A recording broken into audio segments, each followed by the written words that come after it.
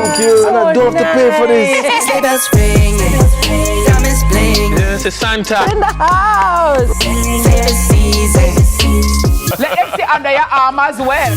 They say Nick, but you got a bit in that bag, yeah. From now on. Let's go right into our first headline.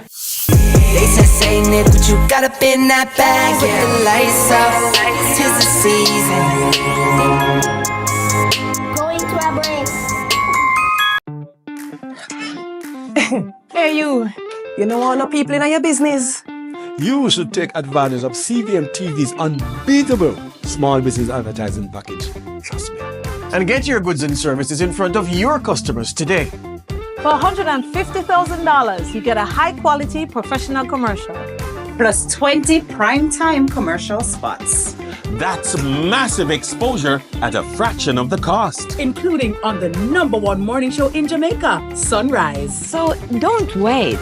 Call us on 658-208-5377 and see your business goals happen right here on CVM Television.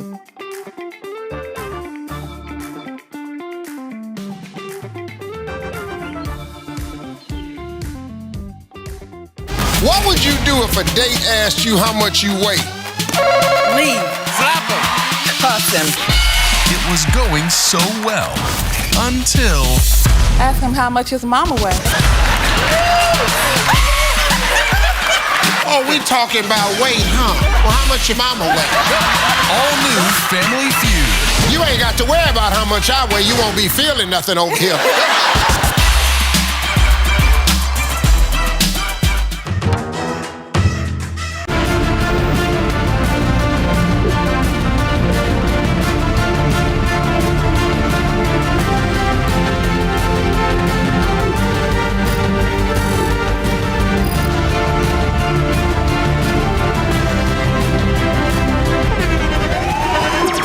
The internationally acclaimed On Stage with Winford Williams. At a new time, Saturdays at 8 p.m. on CVM TV. So much more than entertainment.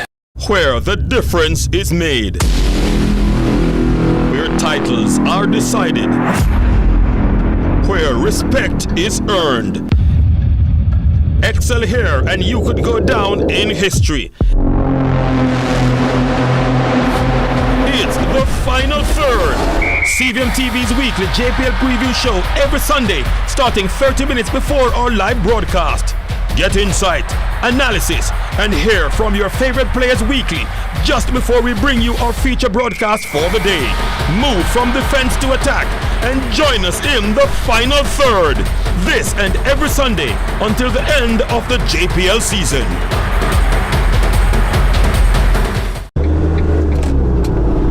On our roads, remember, take time, be courteous, drive good, walk good.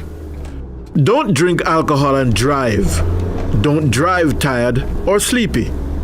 Don't tailgate and don't overtake unless it is safe to do so. And always drive at a speed which will allow you time to stop quickly and safely.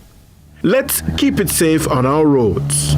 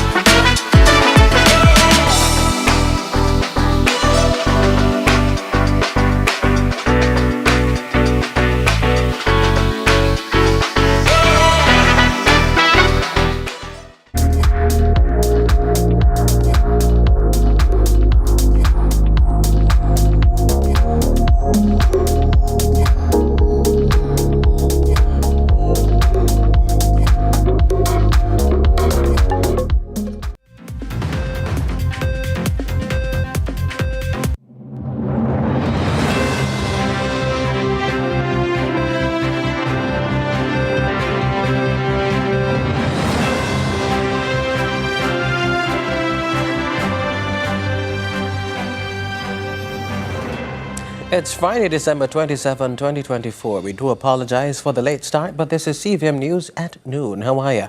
I'm Ramon Gordon. A tragic discovery marred Christmas Day in Savannah District, Clarendon, as police launched an investigation into the death of 59-year-old truck driver Walter Tomlinson. Residents grew concerned after Tomlinson, known to move his truck each morning, failed to do so around 8 a.m. After checking his home, neighbors found him lying on the floor with parts of his body visibly burned. Authorities were called to the scene and Tomlinson's body was transported to the hospital where he was pronounced dead. The Clarendon police are now working to determine the circumstances surrounding his death. And a man in custody for allegedly murdering his landlord in 2022 is now facing more serious accusations. 32-year-old Toby Clark has been charged in connection with 2 double murders, including the killing of his own aunt and cousin in 2017. After 7 years of investigations, police say they uncovered new evidence last month linking Clark to the 2017 murders of 64-year-old Doreen Hamilton and her 38-year-old son, Rain Hamilton.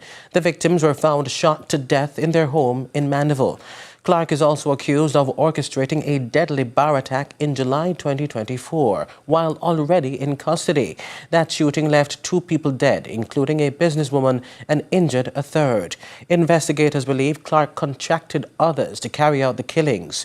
Charges against him include multiple counts of murder, possession of prohibited weapons, and conspiracy to murder. This case marks a major breakthrough for detectives in Manchester, who say investigations are ongoing.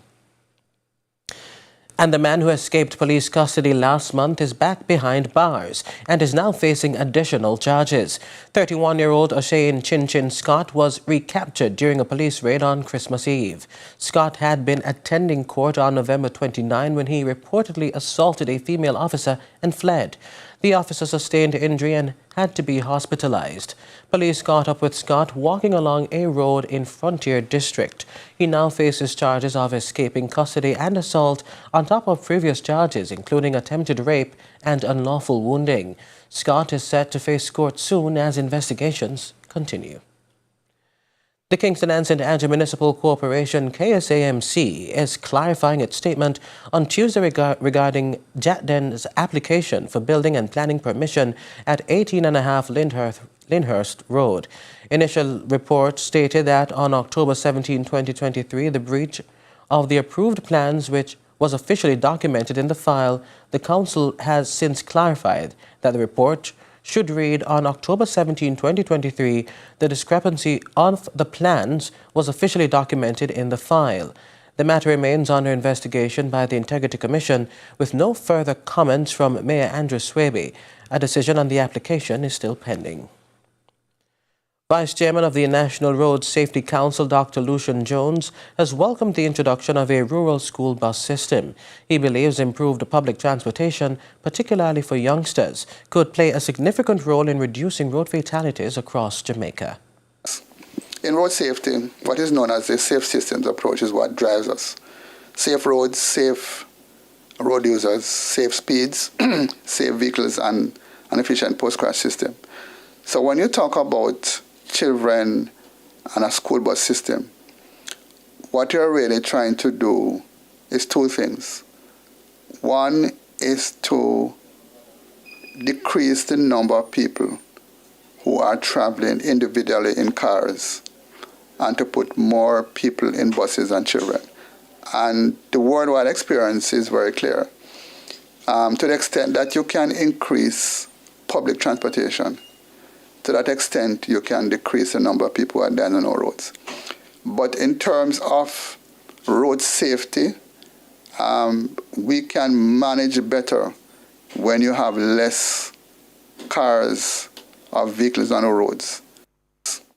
The Agriculture Ministry is providing supplies to help beef farmers recover after Hurricane Beryl and other disasters left many without an income. Chief Plant Protection Officer Hugh Smith says the support will be a major boost for the farmers. And also, each of these persons, either from Clarendon or St. Catherine, will be receiving some amount of the grant that was provided by you, Minister. And I know they are happy to be participants of this. Right now, we have a training in progress, which we have taken them from a training session for them to be here to meet with you for the handing over of these items. They will do significant good to the industry, especially the Ultra B feed protein, and also the sugar will serve well for the persons who will be getting. It's time for a quick break. Do stay with us.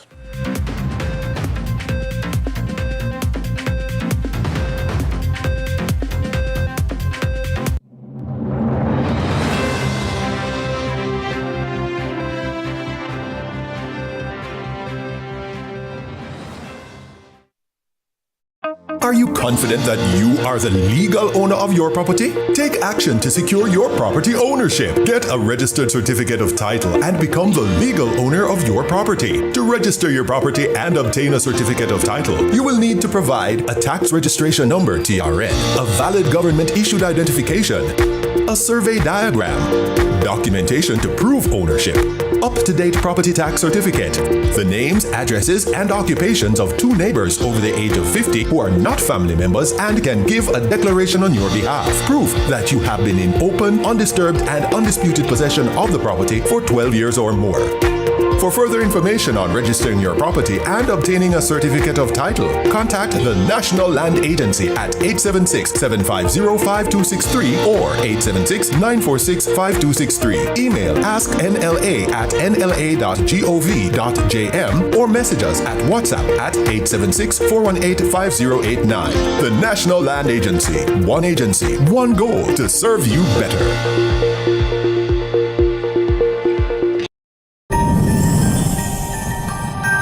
JPS, we love to serve you. It's a joy to bring you the light. You are the reason we get out there every day and stay late into the night. It's been our privilege and pleasure to serve you. May this Christmas be merry and bright. Merry Christmas. Merry Christmas. Merry Christmas. Merry Christmas, Jamaica. Merry Christmas. Merry Christmas. Merry Christmas, Jamaica. Be safe and be joyful.